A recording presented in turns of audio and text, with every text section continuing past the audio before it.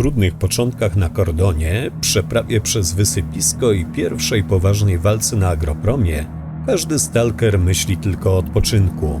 Jedynym umiarkowanie bezpiecznym miejscem na terenie całej zony jest bar, założony przez jednego z bardziej wpływowych handlarzy, wspartego przez siły powinności, które zajęły się oczyszczaniem i zabezpieczeniem tego terenu. Dzieje samej lokacji sięgają początków pomysłu na grę. Pierwsze prototypy ukazywały się pod koniec 2002 roku. Prace zaczęto od wymodelowania fabryki Rostock i już tutaj pojawiają się duże różnice, bo to jednocześnie była i nie była ta sama fabryka Rostock, którą znacie z cienia Czarnobyla. Jej pierwszy prototyp, który ostatecznie zamienił się w niemalże ukończoną lokację, diametralnie różnił się od tego, co ostatecznie dostaliśmy. Dlaczego? Jak być może wiecie, GSC dokładało wszelkich starań, by wykreowany przez nich świat jak najbardziej oddawał rzeczywistość. W tym celu organizowano firmowe wyjazdy do Czarnobyla, gdzie deweloperzy na bieżąco szukali inspiracji i zbierali materiały do tworzenia gry. Robili zdjęcia, z tych zdjęć powstawały niektóre tekstury, oglądali dokładnie niektóre obiekty, by później lepiej oddać je w grze i tak dalej. W zapowiedziach w prasie to właśnie obietnica realistycznego, bo opartego na rzeczywistości świata była najczęściej przywoływanym argumentem wyjątkowości gry.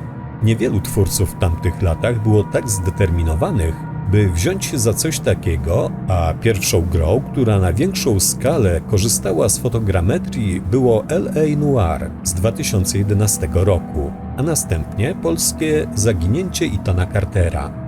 Od tego czasu sporo się zmieniło, ale w przypadku Stalkera mówimy o czasach, w których skanowanie czegokolwiek celem przeniesienia tego na ekrany monitorów było pieśnią odległej przyszłości. Wszystko trzeba było robić więc ręcznie, niczym początkujący impresjonista, który obserwując rzeczywistość przenosi ją na płótno. Stworzenie Rostocka nie wymagało jednak dalekich podróży ani długich poszukiwań. Fabryka jest odwzorowaniem ówczesnej siedziby studia i najbliższych jej okolic. Oczywiście bierzemy poprawkę na zmiany, jakie zapewne zaszły w okolicy przez ostatnie 20 lat, ale spójrzcie sami. Czy ujęcia z fabryki w grze nie przypominają tych z Kijowa? Pierwsze prace nad przeniesieniem jej do gry ruszyły podobno już w 2001 roku, a 9 maja 2002 podziwiać mogliśmy gotowy teren zakładu, przeznaczony głównie do testowania całej koncepcji. Następnie fabryka odeszła w zapomnienie aż do 2003 roku, kiedy to zapadła decyzja o połączeniu jej ze stalkerskim barem, a wtedy jej rozbudowa ruszyła pełną parą. Na terenie pojawił się niewysoki trzypiętrowy budynek z salą kinową. Jego wnętrze zaprojektowano na bazie pomieszczeń z biura GSC. Co ciekawe, znalazły się też miejsca na easter eggi. Na drzwiach miały pojawić się tabliczki z nazwiskami pracowników studia, a na ścianach zdjęcia grupowe. Niedaleko tunelu stają garaże dla ciężarówek i ciężkiego sprzętu. Większość drzwi jest zamknięta, a te, które są otwarte, nagradzają artefaktami lub karzą wejściem w anomalie. Skoro fabryka, to i hale, w których łatwo się zgubić. W jednym z nich mogliśmy natknąć się na legowisko pijawki, które wkrótce zmieniło lokalizację, bo oprócz licznych przejść naziemnych pomiędzy budynkami, planowano wymodelować także przejścia podziemne. Część z tych planów została zrealizowana, dzięki czemu możliwe jest zwiedzenie nastrojowych korytarzy pod Rostockiem. Koncepcja została zakończona i zrealizowana w pełni dopiero przez moderów. Oblivion Lost Remake, na którego powołujemy się nad wyraz często, pozwala zabłądzić w klaustrofobicznych, pełnych niepokojących dźwięków katakumbach. Co do wspomnianego mutanta, nie była to zwykła pijawka, a 3-metrowy unikatowy przeciwnik, z którym mieliśmy się zmierzyć podczas poznawania pierwotnie planowanej fabuły. Miał to być przebiegły, stary okaz, który polował na terenie zakładu przez całe lata, bawiąc się w kotka i myszkę ze swoimi ofiarami. Niektóre źródła mówią, że jedna z planowanych frakcji, Mroczni Stalkerzy, była skupiona wokół pijawki, oddając jej boską cześć. Trudno ustalić to na pewno, gdyż dokumenty projektowe zamiennie stosują nazwy Grzech i Mroczni bądź Czarni Stalkerzy w odniesieniu do tego ugrupowania. Do tych dywagacji wrócimy więc innym razem. Niemalże w centrum fabryki znajdziemy opuszczoną budowę, którą w nieco zmienionej formie pamiętamy z oryginalnie wydanej gry. Te wszystkie elementy powstały mniej więcej do czerwca 2003 roku, a miesiąc później, w lipcu, poziom został skompilowany i pojawił się w buildzie 1475. W trakcie dalszych prac nad poziomem systematycznie uzupełniano szczegóły i modelowano nowe pomieszczenia. Kiedy spojrzymy na pierwotną mapę poziomu, dostrzeżemy Roztok w północnej jej części, a co z resztą? Długa droga wiodąca do centrum lokacji zaprowadzić miała nas do niewielkiej osady, gdzie znajdowała się, tak jak w cieniu Czarnobyla, baza powinności, a tuż obok, w podziemiach domu towarowego, intratny biznes drugiego handlarza, jakiego spotykamy w grze, barmana, nazwany po prostu Bar Stalker. W tej wersji nie znajdował się on na terenie samej fabryki Roztok, a w centrum nienazwanego miasteczka. Centrum wioski stanowi pomnik, który w omawianej wersji jest jeszcze nieukończony. Na niewielkim placu dookoła niego znaleźć się miały zapewne ławki. Przy drodze na wysypisko stoi przystanek autobusowy, podobnie jak przy tej prowadzącej do fabryki Roztok. Naprzeciwko niego znalazła się piętrowa szkoła otoczona płotem. Poza tym lokacja usiana jest kilkoma małymi bloczkami z prostym placem zabaw pomiędzy nimi, garażami i domami znanymi z wyciętej z kordonu wioski. Niedaleko drugiego z przystanków autobusowych znalazł się wspomniany dom towarowy. Do listopada 2002 roku ogólna struktura terenu pozostawała w stanie surowym. Dopiero gdy ukończono pracę nad fabryką, deweloperzy poświęcili więcej czasu na dopracowanie wioski. Build 1537 z 15 września 2003 roku pozwala nam przyjrzeć się jednej z wersji roboczych. Jednak zarówno poziom ukończenia, jak i stabilność builda pozostawiają wiele do życzenia. Rok 2004 zaczął się intensywną pracą nad dalszymi szczegółami baru. Zaczęto od nieznacznych modyfikacji geometrii. W kwietniu przygotowano wersje multiplayerowe zarówno samej wioski, jak i fabryki Roztok. Co ciekawe, obejmowały one również całą okolicę. Miesiąc później krajobraz uległ zmianom. Granice poziomu wyznaczyły skały, a modele budynków zostały dopracowane w problematycznych wcześniej szczegółach.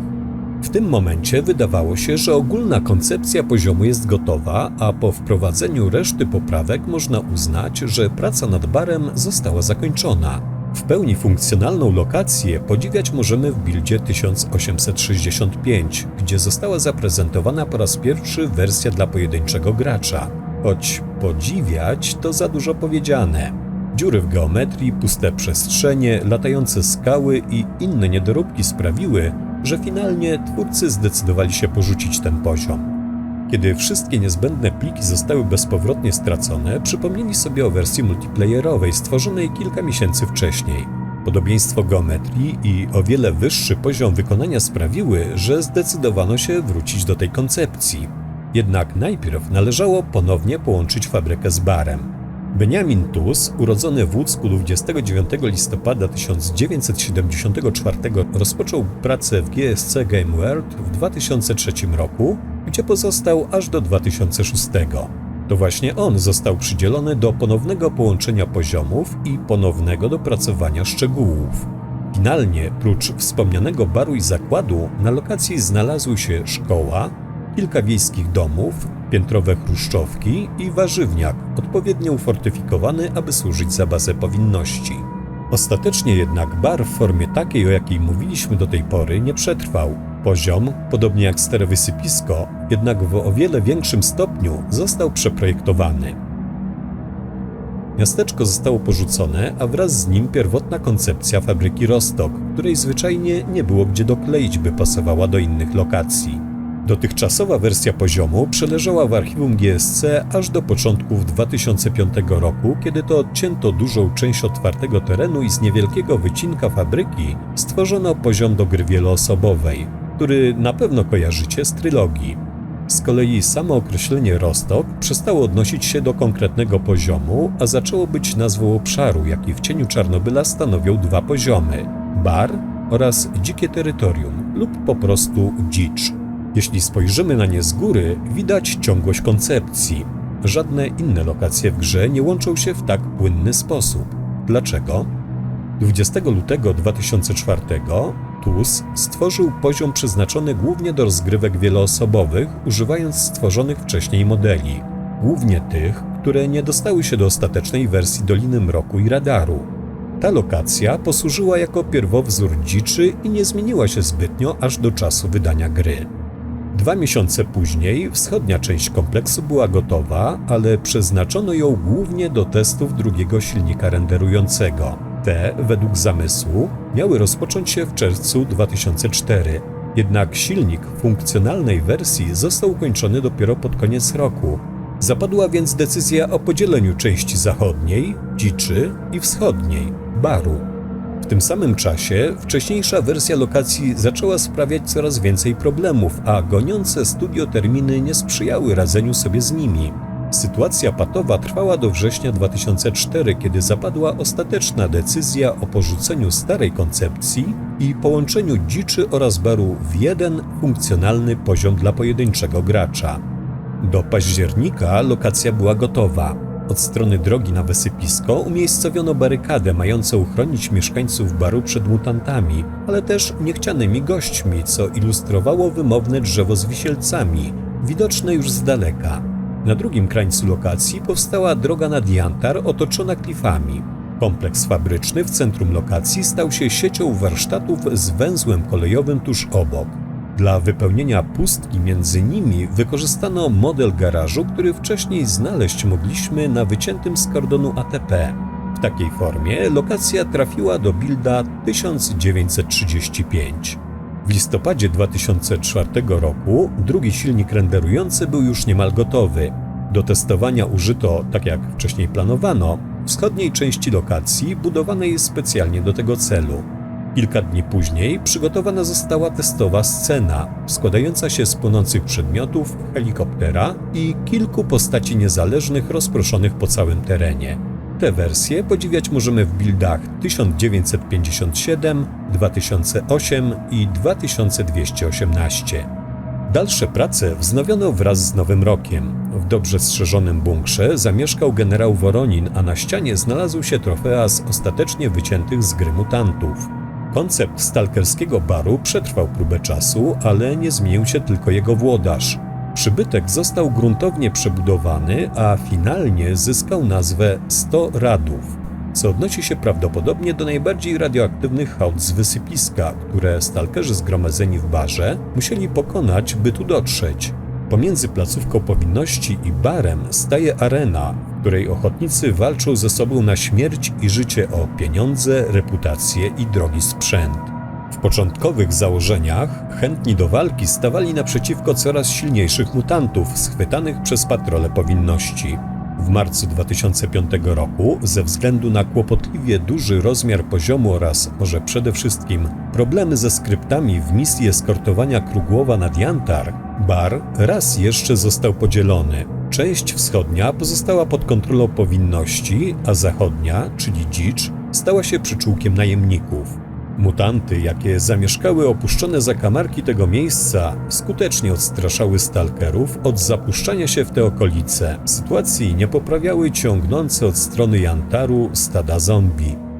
Bar rozpoczynał jako lokację o otwartej strukturze, dzieląc teren naszych działań na 3 części: wioskę, fabrykę i jej podziemia.